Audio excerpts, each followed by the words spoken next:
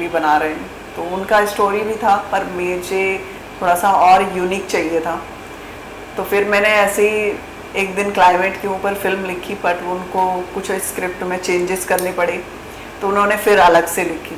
पहले से जानते हैं और शिव के साथ तो हमेशा से मुझे अच्छा लगता है काम करके, क्योंकि एवेंचुअली हम बहुत टाइम से उन्हें जानते भी हैं, और फिर मेरे दिमाग में रहता है कि चलो शिव के साथ ही कर लेते हैं कुछ ना कुछ। अभी भी और भी प्रोजेक्ट हैं, वन अदर एक्टर के साथ में, तो ये प्रोजेक्ट के लिए डायरेक्टर प्रोड्यूसर नहीं, ये हो गया है ओके, अब नेक्स्ट पे मैं रेडी हो जाती हूँ, बट मैं एक्सेप्ट नहीं कर पाती हूँ। मैं कभी एक्सेप्ट नहीं कर पाती कि मुझे अच्छा फेम मिल गया है। अच्छा, लोग मेरे को बोलते भी घर पे आके, मुझे कभी कभी लगता है कि सोनिया तुम ऐसे रहते हो ऐसी नॉर्मल लाइफ में। Ma'am first of all so good to see you here.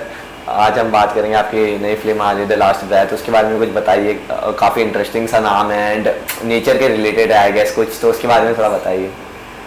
Climate के ऊपर फिल्म है, और जितना भी मतलब जैसे कि काफ़ी चलता रहता है कि पेड़ काट के कोई फैक्ट्री ऑन करो या फिर कुछ भी करो, तो उसके ऊपर हमने एक फिल्म बनाई है। क्योंकि ये पूरी फिल्म रिलेटेड है मुंबई के ऊपर, क्योंकि एक आदिवासी थे जिन्होंने पूरा एरिया को काटने नहीं दिया, ठीक है, पूरा जंगल था जहाँ पर वो लोग रहते थे, तो उसके ऊपर ये फिल्म है, और आई होप आप लोगों को सबको अच्छी लगेगी। कहीं ना कहीं शुरुआत कैसे हुई, स्क्रिप्ट आपके पास कब पहुंची, एंड जब प्रोजेक्ट में आपको पता चला शिव भी साथ में है, इसके बारे में थोड़ा बताइए। ये प्रोजेक्ट पहले हम कुछ और बना रहे थे, ठीक है, मैं कुछ ना कुछ राइटिंग भी करती रहती हूँ, ठीक है, और हमारे जो प्रोड्यूसर और डायरेक्टर थे, तो उन्होंने बोला था कि हम फिल्म कांस फेस्टिवल के लिए बना रहे हैं, तो उनका स्टोरी भी था पर मुझे थोड़ा सा और यूनिक चाहिए था। तो फिर मैंने ऐसे ही एक दिन क्लाइमेट के ऊपर फिल्म लिखी, बट उनको कुछ स्क्रिप्ट में चेंजेस करने पड़े, तो उन्होंने फिर अलग से लिखी। पहले सब्जेक्ट मैंने ही निकाला था वो क्लाइमेट के ऊपर। अच्छा, सिर्फ आपने रोल नहीं दिया, कहने का आइडिया भी आपने दिया स्टोरी का कि इस पे कुछ हम बना सकते हैं। हाँ, ऐसे क्लाइमेट के ऊपर हमने बनाया था, बट उन्होंने चेंज करके कुछ और बनाया। वैसे आपका क्लाइमेट से कितना वास्ता रहा है? क्लाइमेट नेचर के लिए आपको कितना पसंद है चीज़ें करना? से बहुत लोगों को नेचर बहुत पसंद होता है, पेड़ लगाना एंड ऐसी अच्छी चीज़ें करना, क्योंकि हम आज जैसे शहर में रह रहे हैं, मुंबई बहुत पोल्यूशन है, तो स्टोरी की तो नीड है कहीं ना कहीं, तो आइडिया है, तो कहीं ना कहीं कनेक्शन है आपका कुछ? पहली बात तो बहुत बिगड़ चुका है क्लाइमेट, ठीक है, और ये लोग कोई समझता भी नहीं है कि क्लाइमेट कितना बिगड़ चुका है, चाहे वो मुंबई का हो, चाहे दिल्ली का हो, चाहे बिग सिटी में, सब जगह, ठीक है। तो मेरे दिमाग में ऐसा ही था, क्लाइमेट इतना डिग्री टेम्परेचर बढ़ता जा रहा है, वो क्यों बढ़ रहा है? वो इसी वजह से बढ़ रहा है ना, क्योंकि क्लाइमेट ख़राब हो चुका है। आज पेड़ नहीं है, ठीक है, कि जितनी भी हवा हमारे पास आने तक होती है वो इतनी सुरक्षित नहीं है, ठीक है। हम जो भी ले रहे हैं वो अंदर, चाहे वो कचरा हो चाहे कुछ भी हो, ठीक है। तो बस उसी पे मेरा दिमाग था कि क्लाइमेट तो देखो ख़राब तो हो ही चुका है, बट कुछ लोगों को और को दिखा दें कि देखो कितनी स्थिति खराब हुई है। कहते नहीं है कि हम उसमें जाते हैं कि मेट्रो सिटी बन रही है, मेट्रो ये बन रहा है, वो बन रहा है, ठीक है, तरक्की पे चले जाते हैं, बट तरक्की के साथ साथ हमने कुछ और भी खराब किया है, वो है क्लाइमेट। हाँ, ज़्यादातर हम डेवलपमें की बात करते हैं, नेचर की बात नहीं करते। डेवलपमेंट की बहुत बातें होती हैं, ये आ रहा है इस सिटी में, वो आ रहा है, बट क्लाइमेट बहुत ख़राब हुआ है। तो अभी मुझे लगता है कि टेम्परेचर आज का टेम्परेचर 40-45 है, तो आने वाले 70-75 जाएगा, और 75 जाएगा तो फिर उसके बाद क्या होगा? उसके बाद तो सिर्फ जितना भी हमारे ग्लेशियर्स है, वाटर पिघलेगा, बाढ़ आएगी, ठीक है, समुद्र का स्थल ऊपर हो जाएगा, ठीक है, और मुंबई जैसी सारी बड़ी बड़ी सिटियों में तो और ज़्यादा प्रॉब्लम होगा। तो उस चीज़ को कोई देखता ही नहीं है, उस चीज़ पे लोगों का फोकस ही नहीं है। तो बस मेरे दिमाग में था कि देखो बिगाड़ तो दिया ही है, हम कुछ और बना के दिखा दें कि देख लो इस चीज़ से ये भी प्रॉब्लम होगा। कहीं ना कहीं लोग आपकी फिल्म को देखेंगे तो और उन्हें जागरूकता होगी कैसे नेचर हमारा इम्पोर्टेंट है हमारे लिए। अब देखो टाइम तो निकल चुका है, मैं सही बताऊँ तो, ठीक है, जो बिगड़ना था वो बिगड़ चुका है, ठीक है। अब उसको सही, आई होप सही हो, बट मुझे नहीं लगता कि वो अब सही हो पाएगा, क्योंकि आप टेम्परेचर जितना भी देख रहे हैं, आज अभी हम इस रूम में बैठे हैं, एसी चल रहा है, ठीक है, इसका क्या है? इसका खराब तो हो ही रहा है ना क्लाइमेट जी। तो हम जितना गर्मी होती जाएगी उतना क्लाइमेट जल्दी बिगड़ता जाएगा। तो अब ये था कि पेड़ लगाओ, थोड़ा सा थोड़ा सा और शायद जीवन और अच्छा निकले, बट लोग पेड़ लगाना ही नहीं चाहते हैं। लोग बोलते हैं कि नहीं, हमारी सिटियों में लग्जरी होना चाहिए। उल्टा जितने लगे हैं वो भी काटे जा रहे हैं कि अब ये काटे जा चाहिए रहे वो हैं, फैक्ट्री चाहिए बननी है, ये बनना है, वो बनना है। और फैक्ट्री से जो केमिकल निकलता है वो कितना खराब कर रहा है, कितनी जो हवा है हमारी वो रही नहीं सुरक्षित। कहीं ना कहीं फिल्म का टाइटल एंड फिल्म की स्टोरी लाइन है वो तो बहुत जरूरी एंड इम्पोर्टेंट है। उसके हाँ। साथ साथ आपके जो को एक्टर है शिव ठाकरे, हाँ। उनके साथ आपका ये सेकंड प्रोजेक्ट है, जैसे आपने एक Yes. सॉन्ग भी कर चुके हैं आप उनके साथ, तो कैसा रहा पूरा एक्सपीरियंस, क्योंकि आप उन्हें ऑलरेडी पहले से जानते हैं, तो कितना स्मूथ रहा? हम बहुत पहले से जानते हैं और शिव के साथ तो हमेशा से मुझे अच्छा लगता है काम करके, क्योंकि एवेंचुअली हम बहुत टाइम से उन्हें जानते भी हैं। और फिर मेरे दिमाग में रहता है कि चलो शिव के साथ ही कर लेते हैं कुछ ना कुछ। अभी भी और भी प्रोजेक्ट हैं वन अदर एक्टर के साथ में, तो ये प्रोजेक्ट के लिए डायरेक्टर प्रोड्यूसर ने ही बातचीत किया, मैंने कहा चलो कर लेते साथ में। कहीं ना कहीं एक कंफर्ट हो गया क्योंकि आप पहले से भी उन्हें जानते हैं। हाँ, एक मेरे अच्छा साथ होता में है हमेशा तो कंफर्ट तो रहता है शिव का, काम करने के और ज़्यादा कंफर्ट रहता है, तो इसलिए। एंड अगर हम बात करें कि आपने अलग अलग प्रोजेक्ट्स के सॉन्ग्स भी कर चुके हैं आप बहुत सारे, एंड अब एक फिल्म कर रहे हैं, क्या कुछ ऐसा है जो बाकी रह गया? ओटीटी पे एक तरफ आपका ध्यान है, कुछ ओटीटी में भी करना चाहते हैं? ओटीटी पे की अभी है प्रोजेक्ट, बट अभी मेरा ऐसा है कि जो भी आ रहा है वो उसको पहले फोकस करूँ। और क्यों नहीं, ओटीटी भी अच्छा है। आजकल तो फिल्में थिएटर में उतना चलती भी नहीं है, जितना बट OTT पे ओटीटी क्योंकि लोगों के पास टाइम नहीं है देखने के लिए, और लोग ज़्यादातर देखते हैं तो अपने फ़ोन उठाया ट्रेन में देख रहे हैं, फ्लाइट में देख रहे हैं, तो ओटीटी बेस्ट प्लेटफॉर्म। एंड कहीं ना कहीं अगर हम बात करें, आप रियलिटी शोज भी कर चुके हैं, बिग बॉस भी आप कर चुके हैं, आप भले कम वक्त के लिए थे पर और जितने भी वक्त थे ऑडियंस का दिल जीता आपने, एक अच्छी इमेज आपकी कहीं ना कहीं रही, तो वो पूरा एक्सपीरियंस कैसा रहा, आपको शेयर करना चाहेंगे उस पर? उसका एक्सपीरियंस अच्छा रहा। बिग बॉस तो था ही स्टार्टिंग मेरी इंडस्ट्री की, और उसके बाद तो धीरे धीरे धीरे धीरे चेंजेस आते रहे।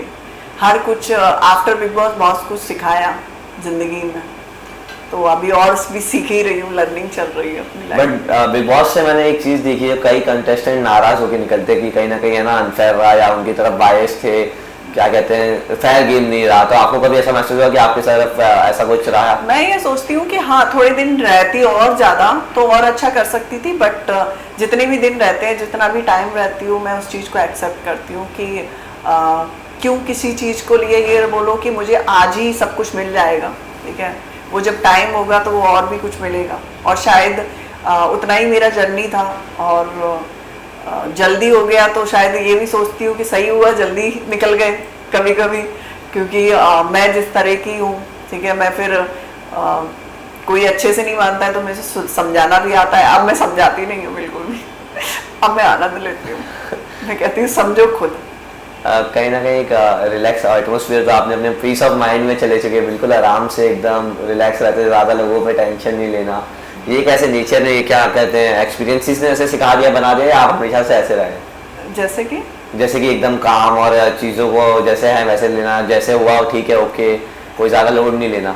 हाँ, मैं ज़्यादा लोड नहीं लेती हूँ किसी भी चीज़ को। मुझे जितना भी फेम मिले, जितना भी कोई काम मिले, मैं एक्सेप्ट करती हूँ, क्योंकि मुझे जर्नी पूरी करनी है। आई एम नॉट दे, मतलब मेरे को ऐसा नहीं रहता कि मुझे ये भी मिल जाए वो भी मिल जाए, ठीक है, क्योंकि मुझे एक्सेप्ट करना बहुत अच्छा लगता है। क्योंकि अब मैं उस चीज़ को अफसोस करूँगी तो मैं कहीं ना कहीं वीक हो जाऊँगी, मुझे वीक होना नहीं है, तो मैं कहती हूँ जो भी है अच्छा है। कहीं ना कहीं आगरा से निकल के मुंबई जैसे शहर में सरवाइव करना, और वो भी एक्टर की तरह, क्योंकि यहाँ पे एक फॉर्मूला बड़ा सबको पता है कि डिमांड तो बहुत कम है पर सप्लाई बहुत ज़्यादा है। बहुत लोग एक्टर बनने आते हैं पर उतने रोल्स और उतनी स्टोरियाँ कहानियाँ होती नहीं है। उस बीच में अपना नाम बनाना, और किस तरीके की परिस्थितियों का आपने सामना किया, कितनी मुश्किलें देखी? मुश्किलें तो बहुत थी, और मुश्किलें मुझे बिल्कुल पता नहीं चली इनफैक्ट, क्योंकि मुझे कभी कभी लगता है कि जब भी वक्त निकल जाता है तो मैं उसको याद नहीं करती हूँ। जब याद करूँगी तो मुझे पेन होगा, हाय मैंने इतना सब स्ट्रगल किया।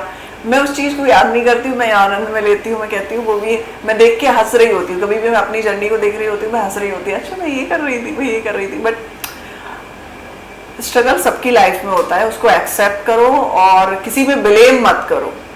ब्लेम करना बहुत गलत है कि उसकी वजह से ऐसा हो गया, शायद ऐसा हो जाता, वैसा हो जाता। कैसे हो जाता? ये तुमने डिसाइड किया था, कैसे हो जाता? मैंने खुद डिसाइड नहीं किया था कि मैं मुंबई आऊँगी, मैंने खुद डिसाइड नहीं किया था कि मैं एक्टर बनूंगी। अच्छा। मैंने खुद डिसाइड नहीं किया कि मैं यहाँ बैठ के, ये सब हो रहा है।